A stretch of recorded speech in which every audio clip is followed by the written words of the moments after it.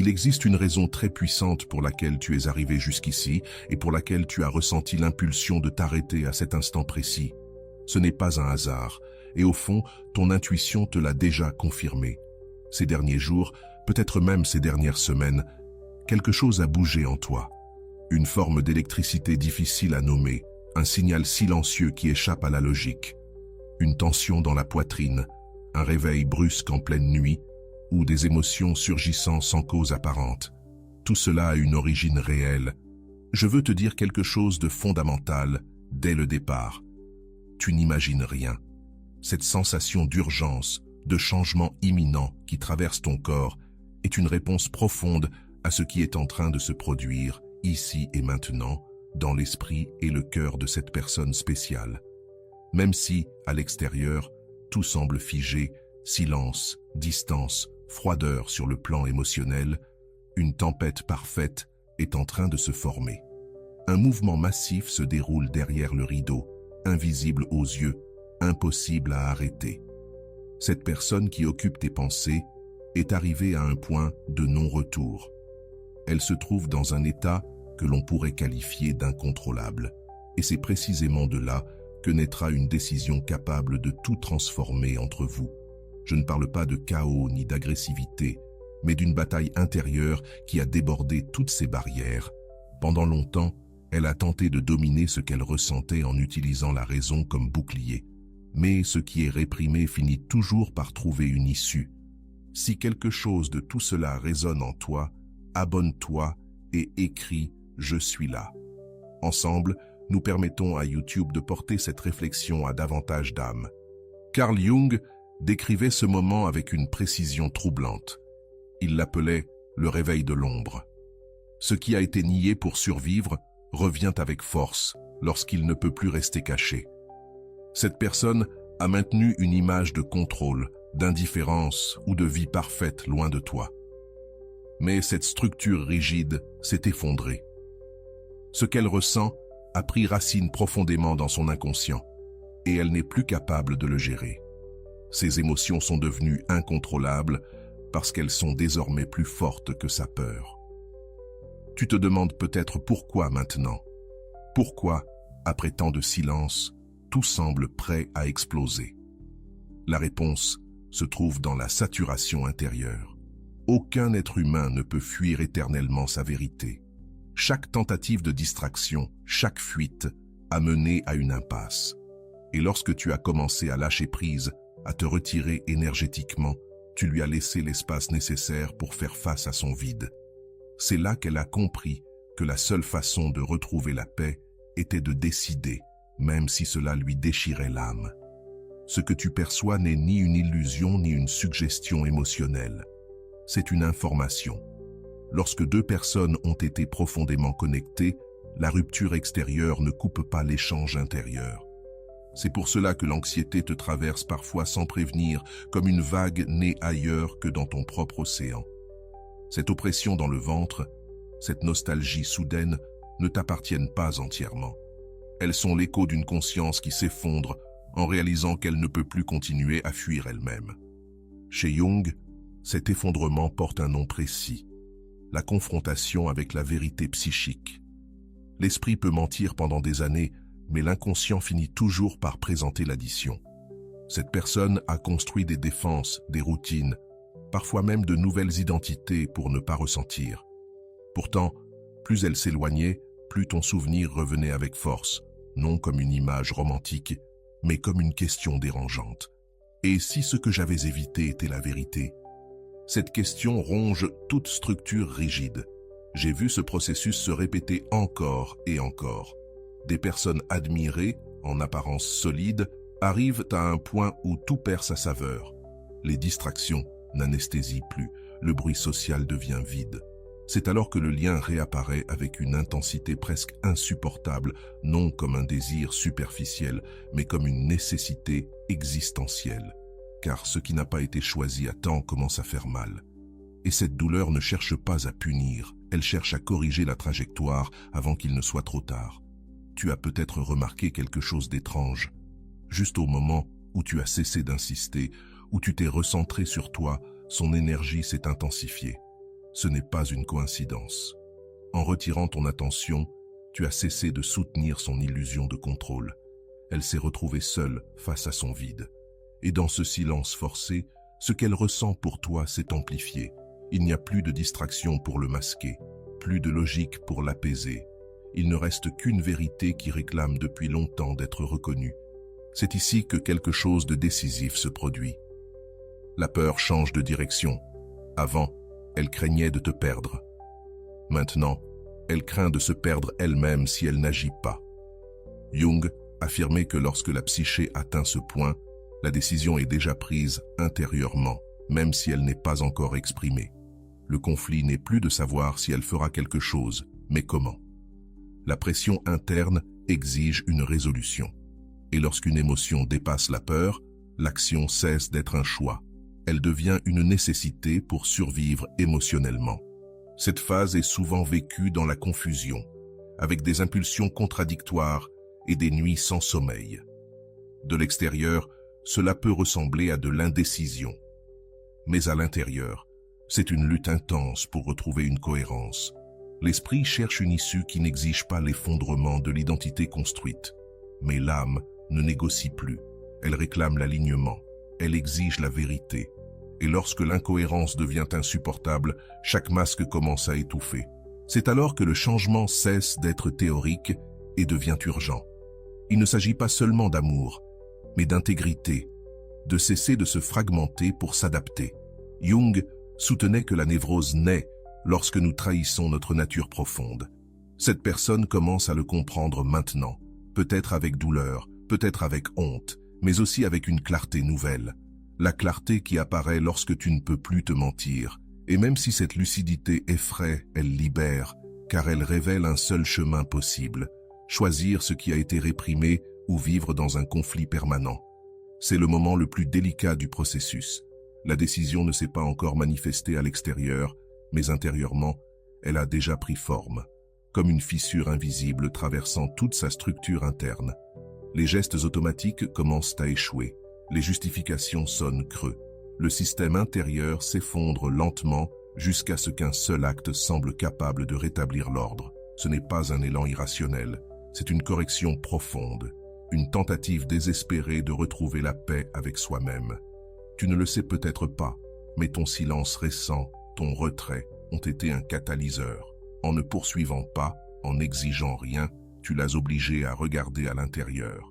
Et ce qu'elle y a trouvé n'était pas le calme, mais la vérité.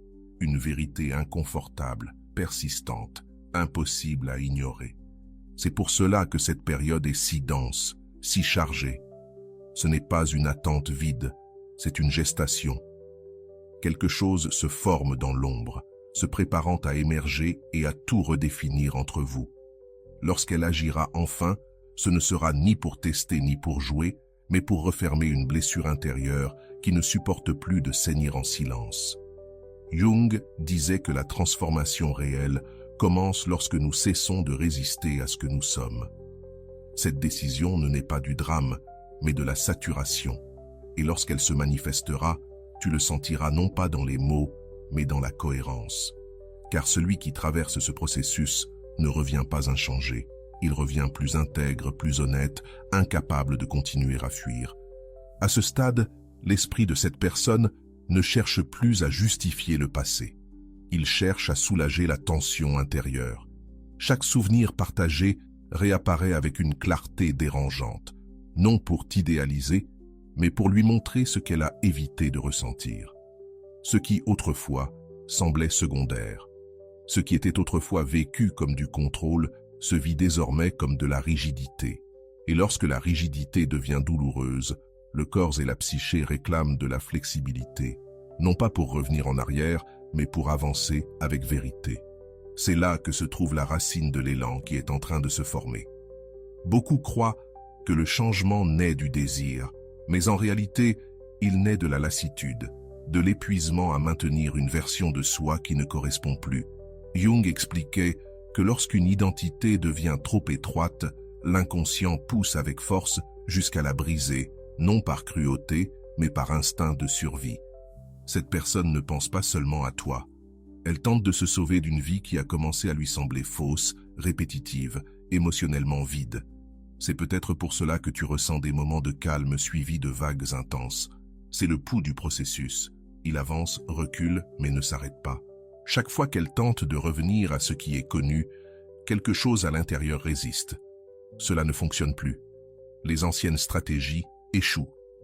Et lorsque le système interne perd en efficacité, l'anxiété apparaît, non comme une punition, mais comme un signal. Un signal clair indiquant que continuer de la même manière n'est plus une option viable pour son équilibre intérieur.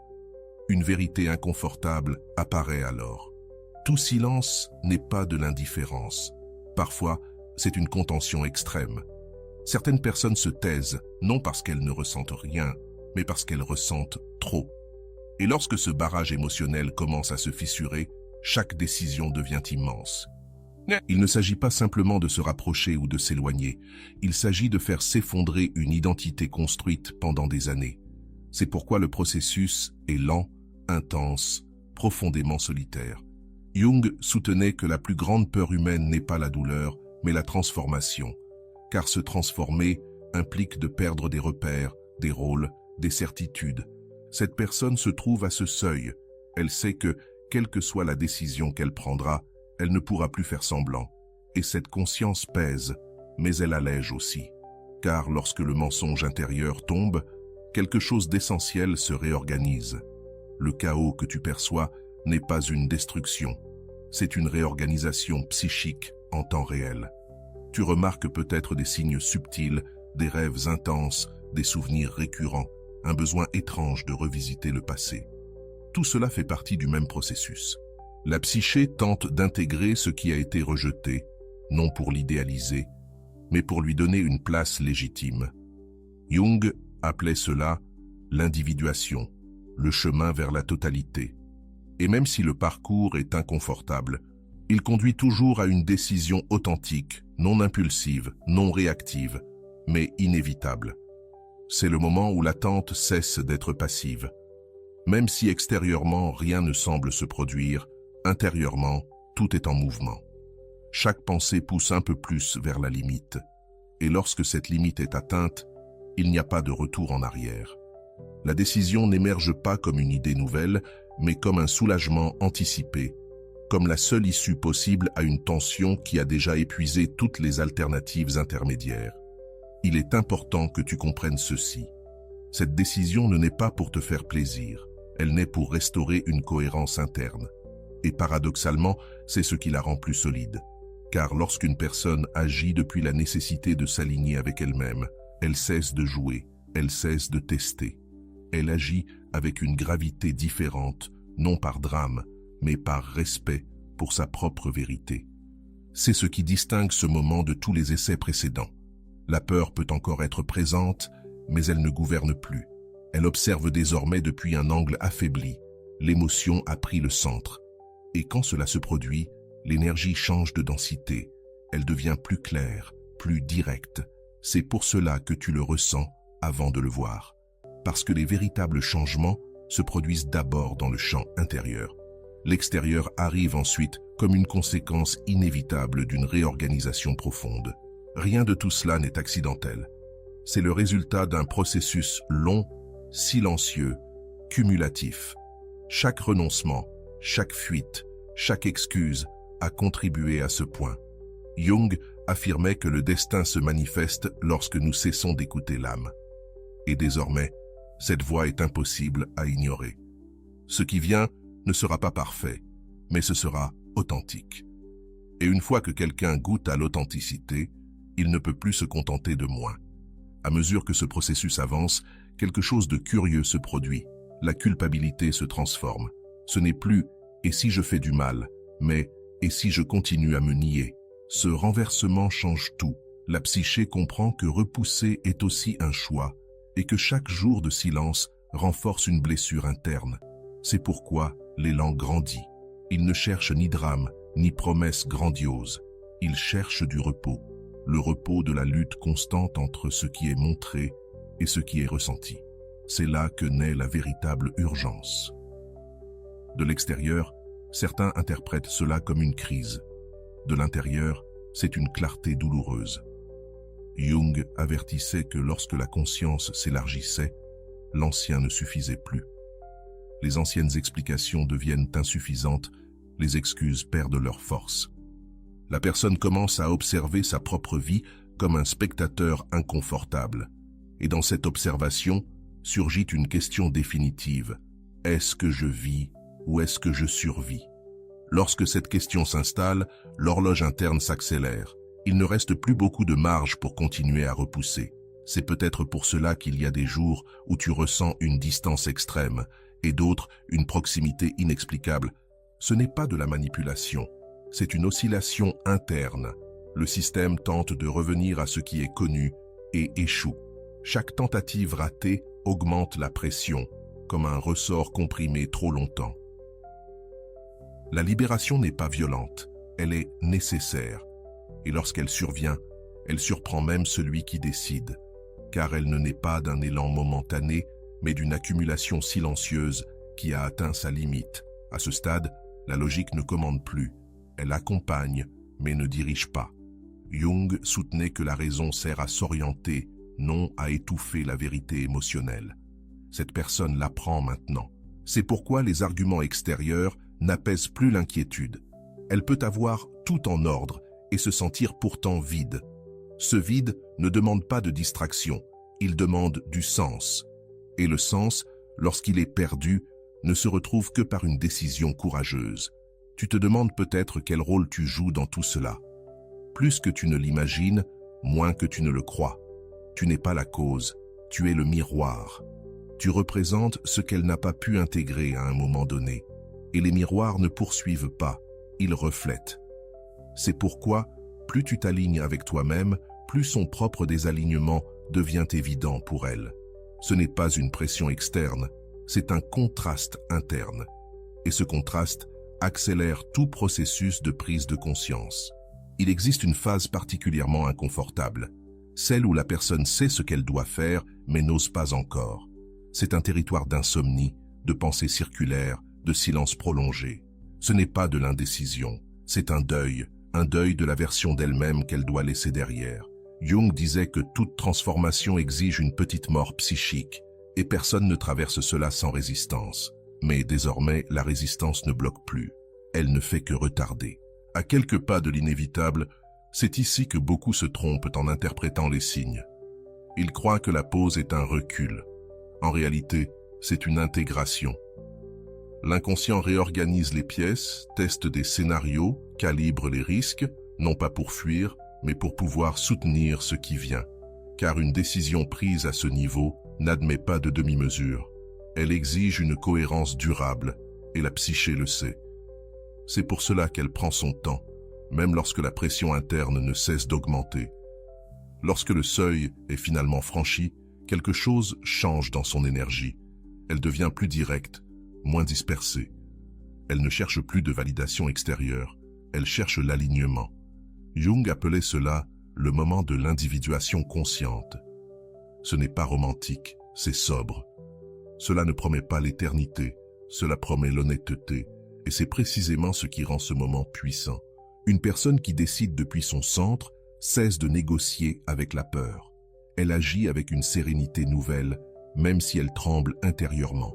L'action peut ne pas être immédiate, mais elle est déjà en marche. Les décisions profondes s'installent d'abord à l'intérieur, puis elles trouvent leur forme. C'est pour cela que tout semble suspendu maintenant. Ce n'est pas le vide, c'est la concentration, comme le silence juste avant une note définitive. Tu le perçois parce que tu es relié à ce champ émotionnel, non pour intervenir, mais pour comprendre que le mouvement a déjà eu lieu, même s'il n'a pas encore trouvé de mots ni de gestes visibles. Rien de tout cela ne cherche à idéaliser qui que ce soit. C'est un processus humain, brut, réel. Jung n'a jamais parlé de sauvetage magique. Il a parlé de responsabilité intérieure. Et c'est précisément cela qui est en train d'émerger ici. Une responsabilité qui ne peut plus être déléguée ni repoussée. La décision qui vient ne naît pas d'un élan romantique. Elle naît du besoin de vivre sans fracture interne. Et lorsque quelqu'un choisit cela, l'impact se ressent dans tous les liens qu'il touche. À partir de là, la perception du temps change. Les jours paraissent plus denses, les nuits plus longues. Ce n'est pas une anxiété sans raison, c'est une réorganisation intérieure. La psyché a besoin d'espace pour intégrer ce qui a été nié. Chaque souvenir revient avec une nuance différente, moins idéalisée, plus honnête, et dans cette honnêteté apparaît une clarté inconfortable, mais stable. La question n'est plus « qu'est-ce que je ressens ?», mais « qu'est-ce que je vais faire avec ce que je ressens ?» Ce basculement marque le véritable début du changement. Jung avertissait que lorsque la vérité émerge, elle ne demande pas la permission, elle surgit. C'est pour cela que cette étape se vit comme une pression constante. Aucune distraction ne parvient à la faire taire. Le travail, le bruit, les nouvelles routines perdent leur efficacité. L'inconscient pousse vers une synthèse, et cette synthèse exige une action concrète, non pour garantir un résultat, mais pour restaurer la cohérence. Vivre divisé commence à faire plus mal que n'importe quelle conséquence extérieure imaginable. C'est peut-être pour cela que tu ressens une énergie plus intense lorsque tu penses à cette personne. Ce n'est pas de la dépendance, c'est une résonance. Deux processus internes qui se touchent sans se parler. Tu as avancé vers ton centre et ce mouvement a activé le sien, non parce que tu en serais responsable, mais parce que le contraste réveille. Jung disait que personne ne change sous la pression extérieure, seulement par confrontation intérieure. Et cette confrontation est déjà en cours, irréversible, silencieuse, profondément transformatrice. À ce stade, l'esprit cherche des certitudes, mais la transformation n'en offre pas. Elle offre la vérité, et la vérité est rarement confortable. C'est pour cela que surgissent les dernières hésitations, les tentatives de négociation intérieure, les « et si ce n'était pas le bon moment ?» ou « et si je me trompais ?» Mais ces questions ne freinent plus, elles accompagnent. Le mouvement intérieur continue, comme un courant souterrain qui finit toujours par remonter à la surface. Aucune force ne peut le contenir indéfiniment. Ce qu'il y a de plus révélateur dans ce processus, c'est qu'il ne s'agit plus de gagner ou de perdre. Cette logique appartient au passé. Il s'agit maintenant de s'intégrer, de cesser de se fragmenter pour maintenir une image. Jung insistait sur le fait que la totalité psychique exige du courage. Le courage d'accepter ce que l'on ressent sans l'embellir. Lorsque ce courage apparaît, la décision cesse d'être une menace. Elle devient un acte de respect envers soi-même. Tu peux observer des signaux contradictoires, des rapprochements subtils, des silences prolongés. Ne les interprète pas comme des jeux, ce sont des ajustements internes. La personne apprend à exister depuis un lieu nouveau, car une fois que la conscience s'élargit, il n'y a pas de retour possible. Elle ne peut plus feindre l'ignorance. Cette lucidité pèse, mais elle libère aussi, car elle montre avec une brutalité honnête ce qui doit changer pour que la vie redevienne pleinement sienne. C'est le seuil où beaucoup s'arrêtent par peur, mais ici, s'arrêter n'est plus possible. La pression intérieure ne le permet pas. Jung appelait cela l'appel du soi. Ce n'est pas une voix douce, c'est une exigence profonde. Elle exige l'alignement. Elle exige une décision. Même si la forme extérieure n'est pas encore claire, le sens intérieur, lui, l'est déjà. Continuer comme avant serait une trahison consciente, et pour la psyché, c'est intolérable. Lorsque l'action viendra, elle ne sera pas impulsive, elle sera ferme. Peut-être sans grand discours, mais avec une énergie différente, plus présente, plus directe. Les décisions authentiques n'ont pas besoin d'ornement. Elles se ressentent. Jung disait que la vérité a un poids spécifique, et ce poids se reconnaît dans la cohérence entre les paroles, les gestes et les silences. Il n'y aura plus d'ambiguïté, parce que l'ambiguïté a déjà été épuisée intérieurement. Pour toi, cette période est une invitation essentielle. Ne pas intervenir, ne pas pousser, ne pas anticiper. Ton rôle n'est pas d'accélérer, mais de rester ancré dans ton propre centre. Car plus tu es en paix avec toi-même, plus le désordre intérieur que l'autre doit résoudre devient évident pour lui. Ce n'est pas une stratégie, c'est une énergie. Et une énergie alignée ne poursuit pas. Elle attend sans anxiété, sachant que ce qui est authentique finit toujours par trouver son moment. Rien de tout cela n'arrive par hasard. Jung l'a clairement exprimé. Ce qui n'est pas rendu conscient se répète comme un destin. Cette personne se trouve face à l'opportunité de briser un ancien schéma, et même si la peur murmure encore, elle ne dirige plus. La décision qui s'approche ne cherche pas à garantir des fins parfaites. Elle cherche l'intégrité. Et lorsqu'une personne choisit de s'intégrer, le mouvement qu'elle génère est réel, profond, impossible à ignorer pour ceux qui sont liés à son histoire. À mesure que ce point décisif approche, la résistance prend une dernière forme, la nostalgie sélective. L'esprit tente de sauver des fragments du passé pour justifier l'immobilité, mais quelque chose ne fonctionne plus. Cela ne convainc plus. Jung expliquait que lorsqu'un cycle se termine, l'inconscient cesse de l'idéaliser. Ce qui apaisait autrefois devient source d'inquiétude, et cette inquiétude n'est pas une punition. C'est un signe de clôture. Le système intérieur se prépare à abandonner une peau qui ne protège plus, qui ne fait que limiter. Dans cette phase finale, la solitude devient plus évidente, non pas par manque de personnes autour, mais parce que personne ne peut décider à la place de soi. Cette personne ressent le poids de son propre choix qui approche, et même si elle tente de le partager, elle sait que ce pas est intime. Jung appelait cela le moment de la responsabilité psychique. Il n'y a plus personne à blâmer. Le chemin se resserre et, paradoxalement, une calme tension apparaît, juste avant l'action. Tu peux percevoir un changement subtil dans son énergie. Moins de dispersion, plus de focalisation. Ce n'est pas de la froideur, c'est une concentration intérieure. Lorsque la psyché décide, elle réduit le bruit, hiérarchise, élimine le superflu et, dans ce processus, de nombreux masques tombent sans prévenir. Jung disait que l'authenticité ne s'annonce pas, elle se manifeste. C'est pourquoi cette période peut sembler étrange, comme si quelque chose se produisait sans signe clair. En réalité, tout est en train de s'ordonner de l'intérieur. Ici, l'émotion dominante n'est plus la peur, mais la gravité, la sensation que ce qui arrive compte réellement. Ce n'est pas de l'euphorie, ce n'est pas une anxiété pure, c'est un poids intérieur. Le poids de savoir qu'après cette décision, il n'y aura plus de retour possible vers l'auto-illusion. Jung soutenait que la croissance réelle implique toujours une perte d'illusion, d'excuses, d'identité confortable. Et cette perte, bien que nécessaire, se ressent comme un vertige silencieux. Tu remarqueras peut-être que le lien intérieur entre vous s'intensifie sans parole. Ce n'est pas une illusion, c'est une synchronie émotionnelle. Deux processus qui s'alignent à des rythmes différents. Tu as appris à te soutenir toi-même. Lui est en train d'apprendre à se choisir. Et lorsque ces deux mouvements coïncident, le champ change. Jung parlait de ces rencontres comme de moments significatifs, non causals. Ils ne se forcent pas, ils se reconnaissent. Cette reconnaissance prépare le terrain d'une action qui ne cherche plus l'approbation. À ce stade, l'esprit ne demande plus « et si j'échoue ?» mais « et si je n'essaie pas ?» Ce changement intérieur est définitif.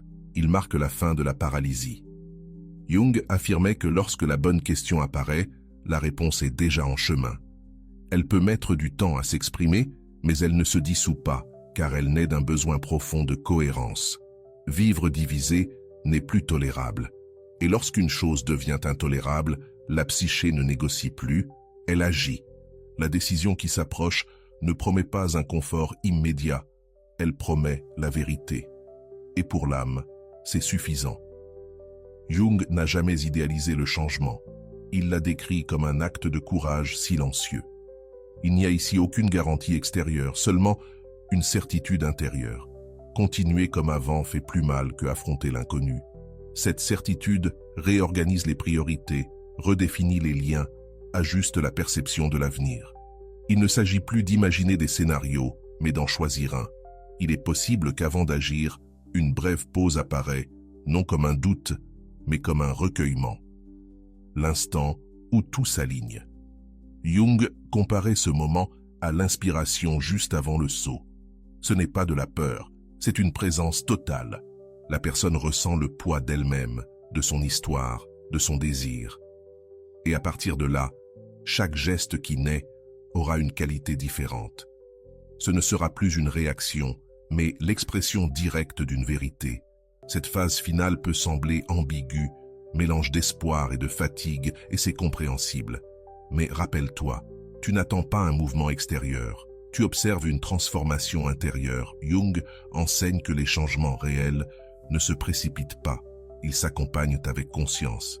Ta tâche n'est pas d'anticiper le résultat, mais de rester fidèle à ton propre axe, car c'est seulement depuis cet endroit que tu pourras reconnaître l'authenticité lorsqu'elle se manifestera enfin. Rien de ce qui se produit maintenant n'est insignifiant. Chaque silence, chaque sensation, chaque intuition fait partie d'un processus plus vaste. Jung parlerait ici d'un ajustement du destin intérieur. Cette personne ne peut plus ignorer ce qu'elle ressent sans en payer le prix. La décision qui arrive ne cherche pas à tout résoudre, elle cherche à commencer à vivre sans contradiction. Et lorsqu'une personne franchit ce seuil, son énergie change pour toujours. Elle ne se meut plus par peur, elle se meut par vérité. Tout se réduit désormais à une seule chose, la cohérence. La psyché a épuisé les excuses, abandonné les voies de fuite. Il ne reste qu'une vérité nue, attendant d'être honorée. Jung disait que l'être humain peut supporter presque tout, sauf vivre divisé. Et cette division intérieure est en train de toucher à sa fin. Non parce que quelqu'un exerce une pression, mais parce que l'âme exige l'unité. Et lorsque cette exigence apparaît, toute la vie commence à se réorganiser autour d'une seule décision centrale. Avant tout, il y a de la gratitude. La gratitude parce qu'il y a encore de la conscience.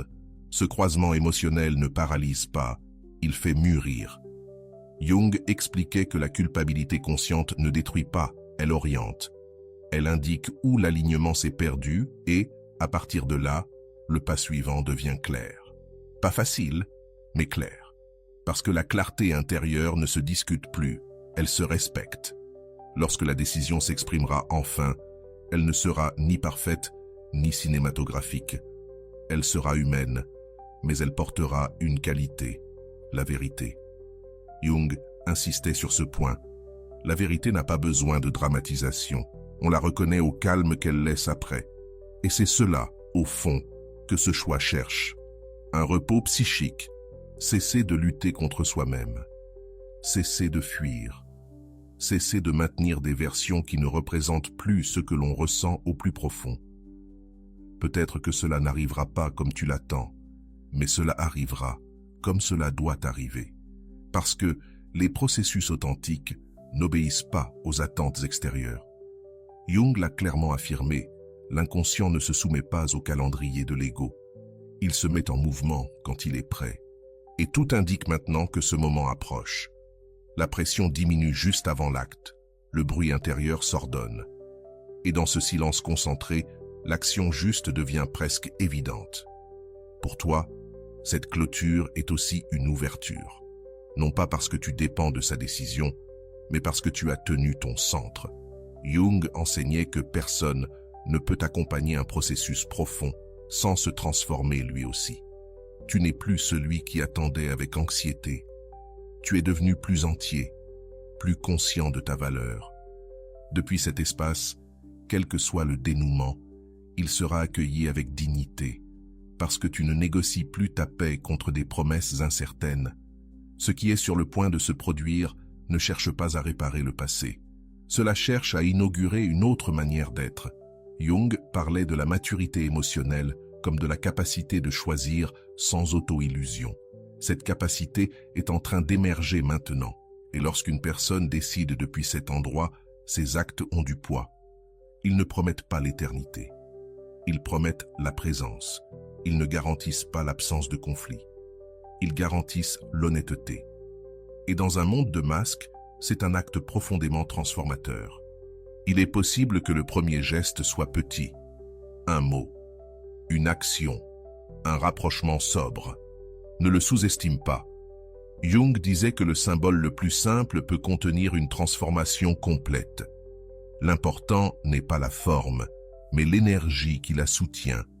Et cette énergie n'est plus ambiguë. Elle est chargée de responsabilité intérieure. Celle de quelqu'un qui a compris que ne pas choisir était déjà un choix et qui a décidé de cesser de se trahir en silence. Ici se ferme le cycle de l'attente inconsciente, non pas parce que tout est résolu, mais parce que la vérité a été reconnue. Jung affirmait que la conscience n'élimine pas la douleur, mais qu'elle lui donne un sens. Et quand la douleur a un sens, elle cesse de dominer. Elle devient un passage. Ce qui vient n'est pas une garantie. C'est de l'authenticité. Et cette authenticité transforme la manière d'aimer, de décider et de rester. Rien ne redevient superficiel après cela. Au fond, Jung avait raison.